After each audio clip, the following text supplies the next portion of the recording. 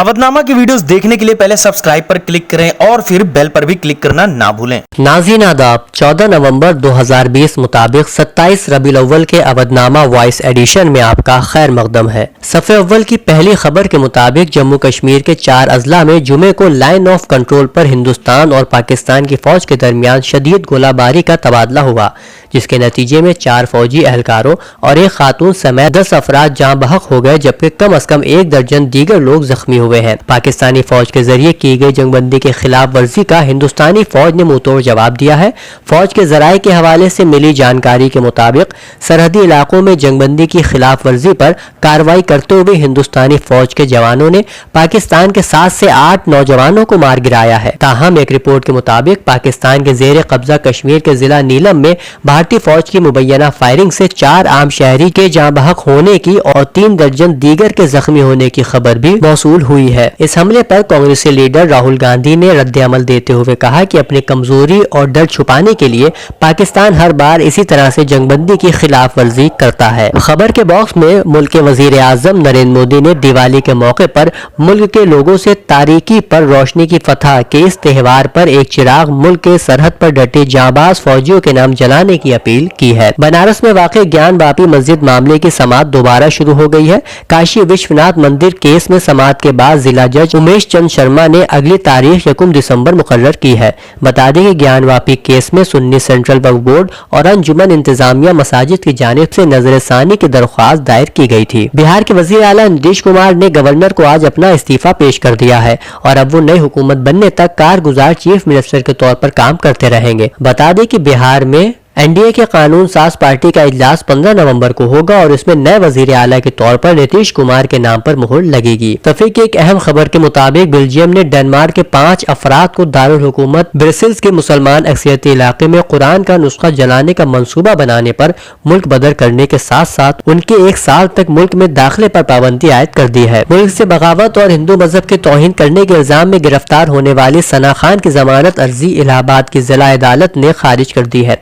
रियासती हुकूमत की तरफ से सना की जमानत अर्जी की अदालत में सख्त मुखालिफत की गई। सना हिर खान पर हिंदू देवी देवताओं की तौहीन करने और यूट्यूब पर काबिल एतराज वीडियो अपलोड करने का इल्जाम लगाया गया है। इन खबरों के अलावा चीन की तरफ से जो बाइडन को अमरीकी सदारती इंतखाब में मुतवक्के कामयाबी पर मुबारकबाद दिए जाने की खबर भी इसी सफ़े पर मौजूद है। 14 नवंबर के अवधनामा रियासती सफ़े पर शाया पहली खबर के मुताबिक उत्तर प्रदेश के वजीर आला योगी आदित्यनाथ ने अपनी सरकारी रिहाइशगाह पर मुनक्किदा एक मुख्तसर तकरीब में PSC के 10 एहलकारों को बतौर एजाज प्रमोशन ऑर्डर पेश किया। वजीर आला ने इस मौके पर मुनक्किदा प्रोग्राम को खिताब किया।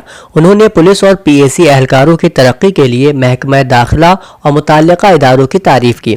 उन्होंने कहा कि मुल्क की सबसे बड़ी रियासत के पुलिस फोर्स के हौसले और कारोबारी सलाहियत को पूरी तवानाई और अहलियत के साथ बनाए रखने के लिए बरवक्त इक़दाम जरूरी है। एडिशनल चीफ सेक्रेटरी दाखिला अवनीश कुमार अवस्थी ने प्रोग्राम को खिताब करते हुए कहा, सिक्योरिटी और इंतजामी कामों को आगे बढ़ाने में पुलिस फोर्स का अहम किरदार है। पुलिस फोर्स को जदीद और बुनियादी ढांचे की सहूलियात की फराहमी में कोई कमी नहीं होगी। दूसरी खबर में वजीर आला उत्तर प्रदेश ने कोविड-19 के पेश नजर त्योहारों पर एहतियात बरतते हुए कहा कि दिवाली से छठ तक वसी पैमाने पर एहतियात बरतने की जरूरत है, क्योंकि लोग इन त्योहारों में आपस में मुलाकात करते हैं। उन्होंने कहा कि कोविड-19 से बचाव के सिलसिले में बेदारी तशहीर के लिए खुसूसी कोशिशें की जाए। इसके लिए मुख्तलिफ ज़राए इब्लाग के साथ साथ पब्लिक एड्रेस सिस्टम का भी इस्तेमाल किया जाए। महकमा सेहत और महकमा तिब्बी तालीम त्योहारों के पेश नजर पूरी एहतियात बरतें। मेडिकल कॉलेजों, जिला अस्पतालों, PHC और CHC की सतह पर इमरजेंसी बंदोबस्त को फ़आल और मौसर रखा जाए। उन्नाव जिला में रेलवे क्रॉसिंग के पास जुमेरात की शाम एक सहाफ़ी सूरज पांडे की लाश बरामद हुई है, जिससे इलाके में एक हंगामा बर्पा हो गया।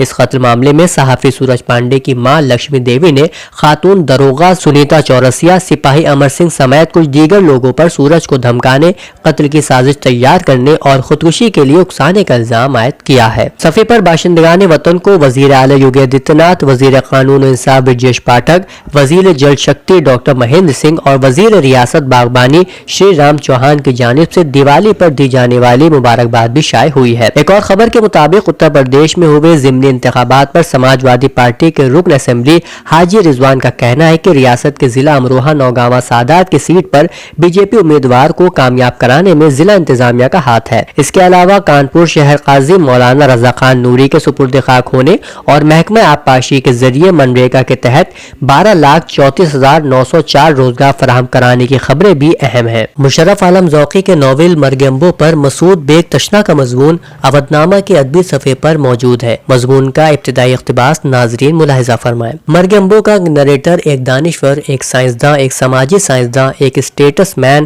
اور سب سے بڑھ کر 21ویں صدی کا انسان بن کر ابھرتا ہے، اور اسی بھیڑ میں شامل 21ویں صدی کے ہندوستان کا مسلمان بن کر ابھرتا ہے۔ جیسا کہ ناول کے نام مرگ امبو سے ظاہر ہے کہ اس میں خوش آئند مستقبل کے امکانات یوٹوپیا کی طرح ہی قریب قریب ناقابل رسا ہے۔ داستان گو نے جان بوجھ کر اور بجا طور پر ایسا کیا ہے کہ اس جلتے ہوئے مسئلے کی لپٹ کو شدت سے محسوس کیا جا سکے۔ دوسرا مضمون عبد الودود انصاری کی ادبی و سائنسی خدمات پر انصار احمد معروفی کا ہے، جس میں وہ لکھتے ہیں: انصاری صاحب نے بڑوں کے لیے قیمتی مضامین تحریر کرنے کے ساتھ ساتھ بچوں کے لیے بھی آسان زبان میں سائنسی مضامین اور کتابیں تصنیف کی ہیں۔ جب تک قومی کونسل نے بچوں کی دنیا کا رسالہ شائع نہیں کیا تھا، وہ اردو دنیا میں بچوں کے لیے مخصوص صفحات پر کئی سال تک مضامین لکھتے اور شائع کراتے رہے۔ بچوں کے لیے ان کی تحریر بہت باوقت اور دلچسپ ہوا کرتی ہے۔ چونکہ موصوف ایک زمانے سے تدریسی خدمات انجام دے رہے ہیں، اس لیے وہ بچوں کی نفسیات اور پسندیدگی سے اچھی طرح واقف ہیں، جس کی جھلک ان کی کتابوں میں پورے طور پر نظر آتی ہے۔ ان کی ادبی اور سائنسی خدمات کے اعتراف میں بہت سے سرکاری اور غیر سرکاری اداروں نے انہیں اعزازات و انعامات سے سرفراز کیا اور ان کی ہمت کو مہمیز کیا۔ ہارون اختر کے افسانوی مجموعے موسم بدلنے دو پر علیم اسماعیل کا تبصرہ بھی شائع ہوا ہے، جس میں تبصرہ نگار ہارون اختر کی افسانہ نویسی پر اپنے خیالات کا اظہار کرتے ہوئے لکھتے ہیں: ہارون اختر کے افسانے ابتدا سے ہی قاری کو اپنی گرفت میں لے لیتے ہیں۔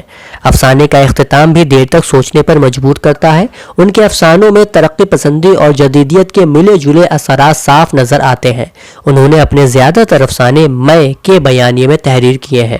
ان کے یہاں موضوعات میں بھی کافی تنوع ہے۔ آخری مضمون ڈاکٹر سلیم نواز ہرش جعفر آبادی کا ہے، جس میں انہوں نے شیخ عبدالرب ابن شیخ عبدالکریم کی شخصیت اور خدمات کا ذکر کیا ہے۔ اودھ نامہ کے شہر نامہ پر پہلی خبر میں سابق وزیر اعلیٰ اتر پردیش اکھلیش یادو کا بیان شائع ہوا ہے، جس میں انہوں نے موجودہ حکومت کی غلط پالیسیوں کو نوجوانوں اور کسانوں کے لیے مایوس کن بتایا ہے۔ انہوں نے کہا کہ حکومت کے تمام دعوے گیلے پٹاخے کی طرح پھنسو گئے، غریب کی کہیں سنوائی نہیں ہے۔ اب عوام کو سال 2022 میں ہونے والے اسمبلی انتخابات کا ہی بے صبری سے انتظار ہے، جب وہ اپنی تکلیفوں کا ایک ایک کر کے حساب لیں گے۔ دادا میاں کے اس کے پروگرام کی خبر یہاں موجود ہے۔ تفصیل کے مطابق حضرت خواجہ محمد نبی رضا شاہ المعروف دادا میاں کے 113 5 روزہ سالانہ اس کا اختتام ہو گیا ہے۔ پروگرام کا آغاز حافظ و قاری ظریف احمد کے ذریعے کی گئی تلاوت کلام پاک سے ہوا، پھر حمد و نعت و منقبت کا گلدستہ بھی پیش کیا گیا اور علماء کی تقریریں بھی ہوئی۔ اس کے بعد قل شریف کی رسم ادا کی گئی۔ اس موقع پر نظامت کے فرائض حافظ و قاری نواز احمد سعیدی غازی پوری نے انجام دیے۔ پھر حضرت خواجہ محمد نبی رضا شاہ المعروف دادا میاں کے سجادہ نشین و متولی حضرت خواجہ محمد صباحت حسن شاہ نے ملک کی خوشحالی، ملک میں امن و امان اور کووڈ-19 جیسی موذی بیماری کے خاتمے اور زائرینوں اور عقیدت مندوں کے صحت و سلامتی کی دعائیں کی۔ دادا میاں کے مزار پر صحافی ایسوسی ایشن کے جنرل سیکریٹری عبدالوحید، سیکریٹری زبیر احمد، سنگٹھن منتری شاہد صدیقی، آئینہ صدر نجم احمد، نواب میر جعفر عبداللہ، شراب بندی سنگھرش سمیتی کے صدر مرتضی علی وغیرہ نے درگاہ پر عقیدت کے ساتھ چادر پیش کی۔ ادب کلچر اینڈ ویلفیئر سوسائٹی کے زیر اہتمام یوم اقبال پر ادبی و شعری نشست کا انعقاد کیا گیا، جس میں بطور صدر رسالہ امکان کے مدیر پرویز ملک زادہ نے شرکت کی۔ انہوں نے اردو کی زبوں حالی پر فکر مندی کا اظہار کرتے ہوئے کہا کہ اردو کی محفلیں پابندی کے ساتھ منعقد ہونی چاہیے، اس کے لیے اہل اردو کو آگے آ کر اپنی ذمہ داریوں کو نبھانا چاہیے۔ مہمان خصوصی نائب ریاستی صدر اقلیتی سیل کانگریس عروسہ رانا نے کہا کہ اردو کی تعلیم ہمیں سلیقہ سکھاتی ہے۔ اردو نے جنگ آزادی میں بنیادی رول ادا کیا، وہیں صالح معاشرے کی تشکیل میں اردو کا بڑا کردار ہے۔ تنظیم کے بانی و صدر سعید ہاشمی نے تنظیم کے اغراض و مقاصد پر روشنی ڈالی اور آخر میں شعراء نے اپنا کلام بھی پیش کیا۔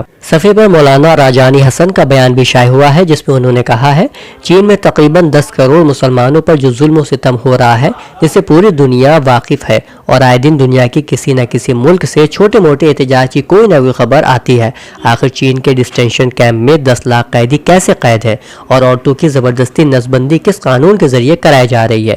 یہ سب سوالات کوئی دوسرا ملک چین سے اس لیے نہیں کرتا کہ چین امریکہ کے بعد دنیا کا سب سے طاقتور ملک مانا جاتا ہے۔ پرالی کے نام پر کسانوں کے ہونے والے استحصال پر راشٹریہ لوک دل کی مذمت صفحے کے ذیلی حصے میں موجود ہے۔